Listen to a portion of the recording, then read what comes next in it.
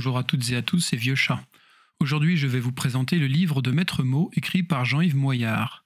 Il s'agit d'un recueil d'histoires tiré de l'expérience de l'auteur au tribunal de Lille. En effet, étant avocat en droit pénal, les histoires ont toutes ou presque en commun la défense d'un prévenu. Les différentes histoires abordent des sujets assez différents et il n'y a pas deux histoires qui se ressemblent. Bien que celle-ci soit légèrement romancée, elle n'exclut jamais les difficultés de procédure.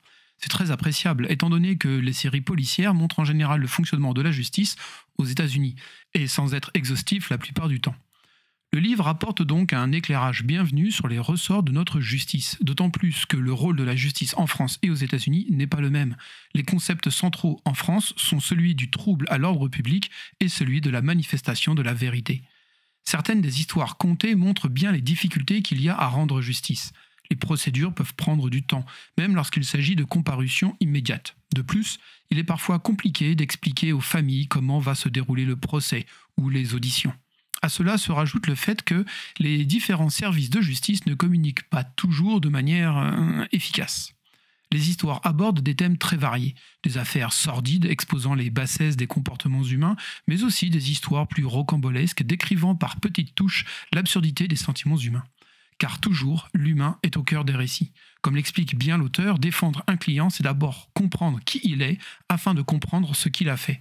La plupart des histoires ont pour personnage principal les prévenus. Cependant, quelques-unes s'attachent à la personne même de l'avocat. À deux exceptions près, il n'y a pas de morceau de bravoure ou de retournement de situation comme on peut en trouver dans les romans policiers.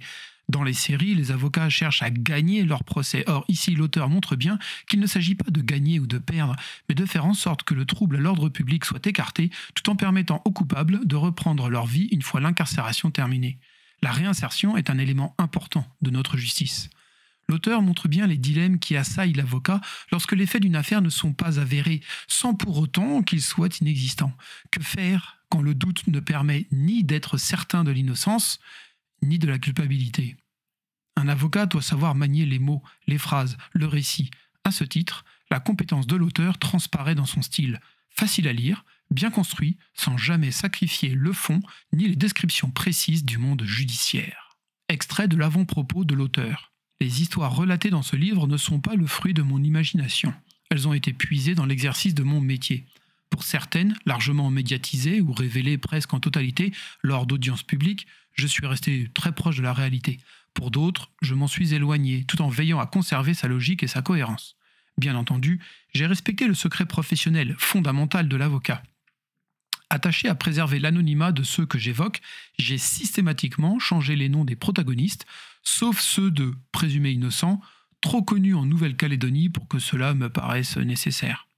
À plusieurs reprises, j'ai tenté de me mettre dans la peau des personnages, leur prêtant des pensées qu'ils n'ont pas exprimées.